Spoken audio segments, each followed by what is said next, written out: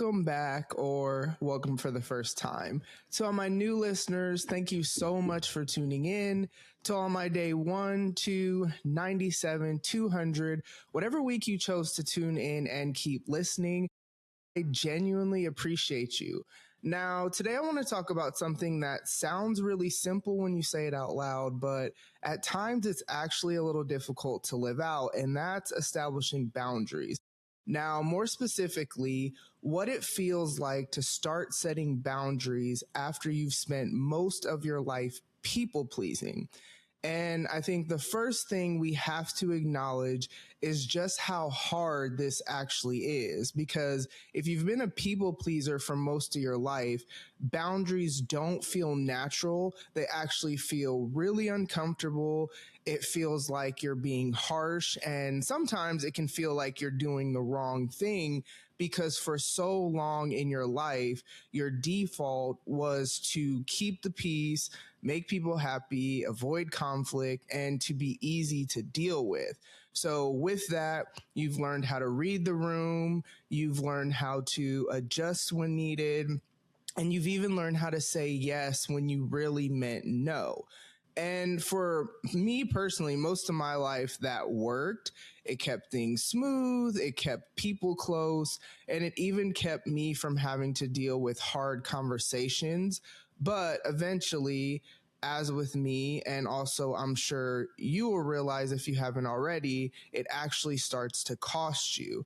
And that's where we start to see the real impact of people pleasing, because people pleasing looks kind on the outside, but it can actually be really exhausting on the inside because we're constantly overriding what we actually need. So we say yes when we're tired, or we show up when we're actually drained, and we may even agree when we don't actually agree with what's being said or done. And then over time, we start to feel some resentment, not always towards other people, but definitely towards ourselves, because deep down, we know that we're not being honest.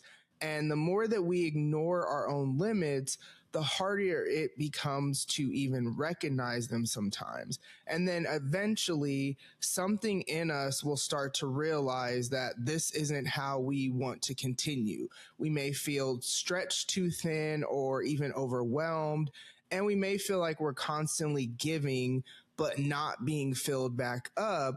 And then that's when we realize that something has to change. But here's where it gets kind of tricky, because just because we realize something needs to change doesn't mean that it's easy to actually change it, because now we're trying to build a new way of living while simultaneously unlearning the old way that we lived.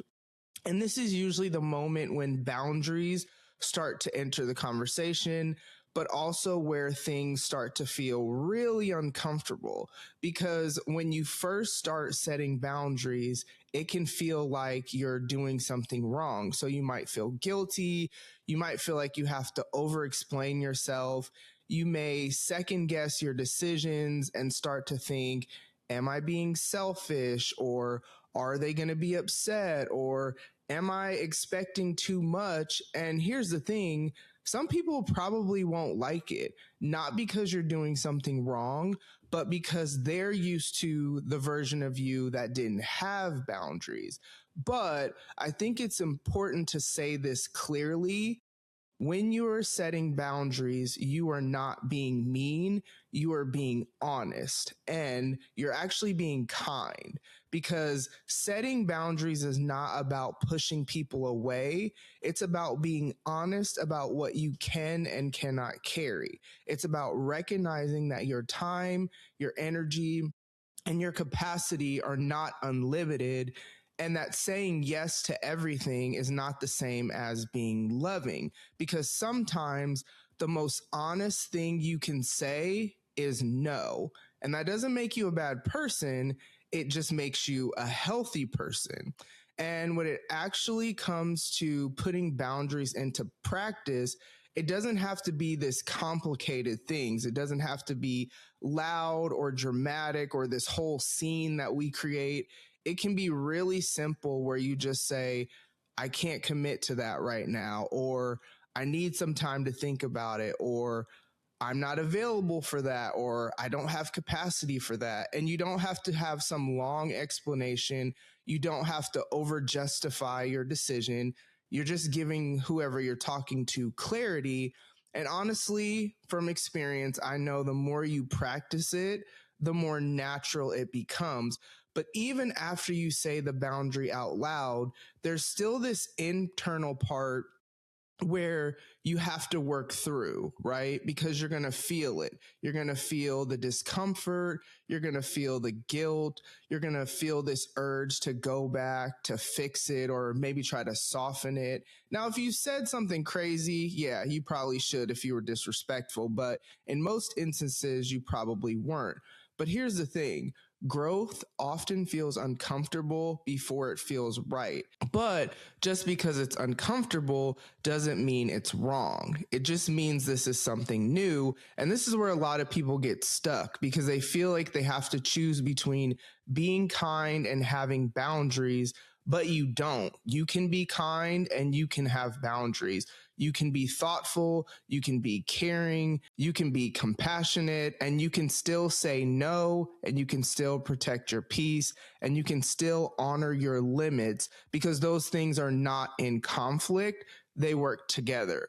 And if you're in a season where you're learning how to do this, I just want to leave you with this. Please have grace for yourself, be patient with yourself, because you're not just changing your behavior, you're changing patterns that you've carried for a long time, especially depending on what your age is.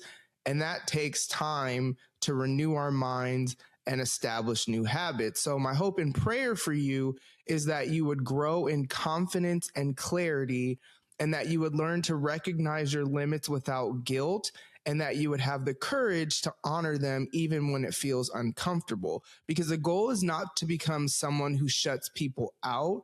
The goal is to become someone who shows up honestly, sustainably, and fully. So that's what I have for y'all this week. Thank you so much for tuning in. As always, make sure you're taking care of yourself emotionally, mentally, spiritually, and physically, and be healthy in your relationships. And part of being healthy in your relationships is having healthy boundaries and communicating those to the people that you love. So I love y'all so much. I hope you have a great rest of your day, and I will talk to y'all soon. Bye.